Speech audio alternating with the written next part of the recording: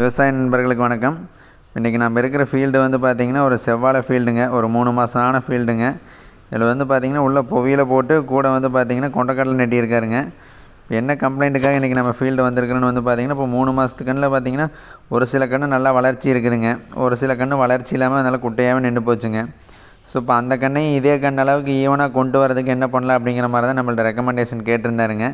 இதுக்கு நம்ம வந்து பார்த்திங்கன்னா உங்களுக்கு கோன் ஃபீடிங் ரெஃபர் பண்ணியிருக்கிறேங்க. நீங்கள் நார்மலாக மருந்து அடிக்கிறது எல்லாருமே அடிப்பாங்க. கோன் ஃபீடிங் பண்ணோம்னா உங்களுக்கு மருந்து அடிக்கிறத விட வந்து பார்த்திங்கன்னா கொஞ்சம் உங்களுக்கு இம்ப்ரூவ்மெண்ட் நல்லா இருக்குன்னு வைங்குவேன். அதாவது மருந்தை கரைச்சி குருத்தில் ஊற்றுறதுங்க. அப்படி ஊற்றும்போது வந்து பார்த்திங்கன்னா அந்த கன்று கொஞ்சம் மற்ற கன்றை விட கொஞ்சம் வேகமாக வரும்னு வைங்குவேன். ஒரு 850 கன்று போட்டிருக்காருங்க. ஒரு 150 கன்றுக்கு பக்கமாக அந்த மாதிரி மட்டமாக இருக்குதுங்க. ஸோ அந்த மட்டமாக இருக்கிற கன்றுக்கு நம்ம என்ன பண்ணலான்னு வந்து பார்த்திங்கன்னா, பிஆர் அக்ரோவில் ரெக்ஸோலின் வருதுங்க. அது 10 லிட்டர் தண்ணிக்கு 10 கிராமுங்க. வில்லவுட் கம்பெனியில் வந்து பார்த்திங்கன்னா பிராண்டுன்னு சொல்லிட்டு ஒரு பிஜிஆர் வருதுங்க.